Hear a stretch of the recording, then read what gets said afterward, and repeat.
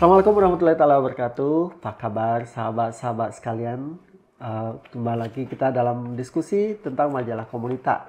Udah beberapa waktu ya kita membahas beberapa hal tentang perguruan tinggi. Nah, ini tetap kita akan bahas tentang hal-hal yang terjadi di perguruan tinggi, khususnya yang berhubungan dengan regulasi pemerintah. Tapi regulasi pemerintah nggak akan saya bahas dulu, karena ada sahabat-sahabat yang paling Pak. Kabar Pak? Kabar baik Pak Meriza. Sehat ya Pak ya? Sehat, alhamdulillah. Sehat juga ya? Alhamdulillah. Ini saya selalu menunggu waktu-waktu bisa berdiskusi sama Bapak. Siap. Sebagai redaktur daripada majalah Komunita. Yeah. Karena majalah Komunita isunya adalah bagaimana bisa memberikan insight ya Pak ya. Iya, insya Allah. Teman-teman khususnya para pendidik gitu tentang perkembangan pendidikan tinggi di Indonesia. Yeah. Kita tidak hanya bahas Widyatama loh Pak. Oh tidak.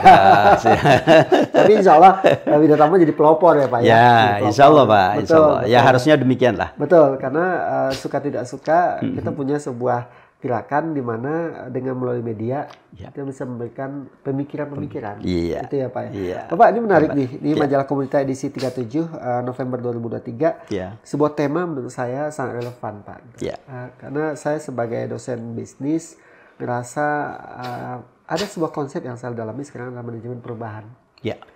Tidak ada yang tidak pasti, yang pasti cuma ada perubahan. Betul. Anyone who can anticipate the change, Yes. dia akan bisa dapat value daripada itu. Tapi kalau terlambat mengantisipasi maka akan mati digilas oleh perubahan tersebut. Nah, temanya transformasi dan otonomi perguruan tinggi, sebuah keniscayaan. Iya.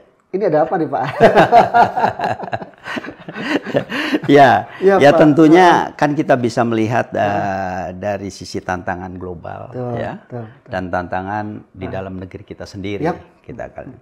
Jadi kalau kita lihat kenapa judul ini kita munculkan, karena ini juga berkaitan dengan satu tadi mengenai tantangan global dan tantangan di dalam negeri, dan juga terkait terbitnya Permenristek Dikti nomor 53 tahun 2023.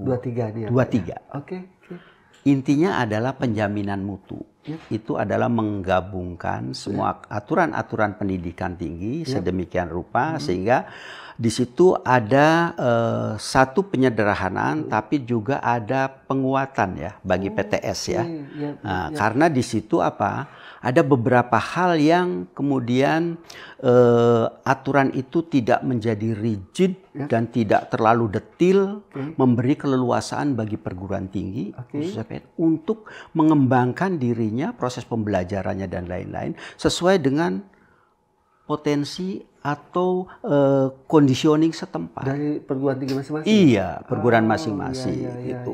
Jadi tidak disamaratakan dengan standar harusnya rigid mengikuti seperti itu, tapi disesuaikan dengan kondisi perguruan. Nah, ini kan menarik. Artinya perguruan tinggi mempunyai ruang. Baik yang di level perguruan tinggi yang masih kecil ataupun yang sudah memenuhi persyaratan besar dan lain-lain seperti itu. Nah, ini artinya pemerintah telah memberikan ini ruang yang luas. Nah, makanya ini sesungguhnya Permen nomor 53 ini harusnya menjadi pijakan kita, start kita perguruan tinggi untuk lebih kreatif. Betul. Dalam rangka tentunya ya ujungnya kan meningkatkan kualitas ya. Betul. Karena itu di end of the day-nya ya Pak ya. Iya. Akhirnya ke sana ya. Arahnya ke sana. Sehingga anak didik kita mendapatkan value. Ya, betul. Saya jadi teringat Pak ketika bicara tentang perguruan tinggi. Saya fokus sekarang bagaimana sih membangun sebuah kerangka berpikir. Perubahan beberapa edisi kemarin kita juga bahas Pak. Betul. Kualitas anak didik kita. Betul. Yang salah satu adalah kerangka berpikir. Kemampuan berpikir mereka. Betul. Nah, saya lihat dari otonomi perguruan tinggi gitu ya. Karena saya juga di Widyatama juga punya tanggung jawab kemarin mengembangkan inovasi ya Pak. Betul. Sebenarnya jangankan perguruan tinggi Pak. Per jurusan itu punya prodi kalau bahasa di kita ya Pak. Itu punya kekuatan yang berbeda-beda Pak. Persis. Cuman ya Pak ya. Kita melihatnya masih umbrellanya masih satu gitu. Nah. Karena saya basisnya adalah inovasi, saya lihat, ini potensi. Betul. Kita punya di teknik ada EKV ya Pak EKV. ya. Di fisip juga film. Lalu ada teknik industri, teknik mesin, teknik elektro, sipil Pak. Ya. Mereka punya tapi masih ada hambatan gitu Pak. Ya. Bahwa kamarnya masih sangat-sangat Ya. cair gitu.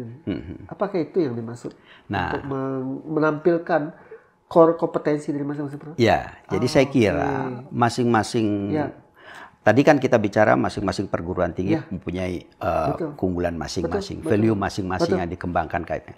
Nukik lebih dalam terkait dengan program studi. Di sebuah perguruan tinggi pun sama mempunyai hal yang seperti itu. Nah, karena itu dengan permen ini sebetulnya ini didorong ya agar pengelola, pelaksana pendidikan dan juga penyelenggara kalau di badan ini itu harus kreatif. Oh ya betul. Tapi tetap membumi ya, melihat kondisi potensi yang dimiliki, termasuk potensi sumber daya, potensi kedepannya seperti apa. Betul. Nah ini yang harus di-create. Tapi tetap ujung-ujungnya kan ada standarisasi tentang pendidikan, kemudian ada akreditasi untuk penjaminan mutunya. Betul. Dua ini tetap harus dipegang. Tapi perguruan tinggi dan prodi-prodi di dalamnya atau fakultas di dalamnya mempunyai ruang yang lebih luas untuk mengembangkan diri. Maka disinilah disebut di situ adalah transformasi dan otonomi. Transformasi jelas, prodi perguruan tinggi harus bertransformasi, menghadapi tantangan di dalam dirinya, kan gitu ya, lingkungan sekitarnya, dan lebih global lagi secara global. Tentunya kan sekarang itu kita tahu ada megatrend teknologi, kemudian shifting, gitu ya, global shifting, yang mau tidak apa karena perkembangan teknologi dan perubahan yang begitu cepat yang Pak Mer katakan tadi. Betul, pilihan cuma dua Pak, kalau nggak peluang ancaman. Ya, kalau nggak ada peluang ancaman. Oke, baik, terima kasih Pak Lili, luar biasa ya bahasanya. Kalau saya melihat kita sebagai insan pendidikan perlu menyadari hal ini pasti terjadi. Di situ kalau saya biasa di kampus menyebutnya adalah gimana kita berpikir strategik. Ya, bahwa di level perguruan tinggi apa yang disampaikan Pak Lili tadi, kalau boleh saya gabung dua konsep yang saya dalamin Pak sekarang, dan itu saya lagi dikembangin di Widyatama di prodi yang saya Pak ya. Kemudian saya dapat mata kuliahnya ngajar di S3, itu namanya corporate entrepreneurship. Di mana seorang pengelola perguruan tinggi dituntut untuk bisa berpikir strategik dengan menggunakan kreativitas tadi. Dan itu adalah mindset daripada entrepreneurship, Pak. Oke, baik sama-sama. Jadi kita akan ulas lebih tajam lagi bagaimana konsep transformasi dan otonomi perguruan tinggi, sebuah keniscayaan. Kita akan bahas beberapa pendapat dari para ahli ya gitu. Dan saya akan ulas dengan Pak Lili. Baik, sahabat-sahabat sekalian, itulah sesi kali ini sudah kita bahas apa itu tentang transformasi otonomi dan peraturan menteri tadi ya Pak ya. Itu yang kita dalami nanti bagaimana tanggapan dari para ahli. Itu saja, jangan kemana-mana.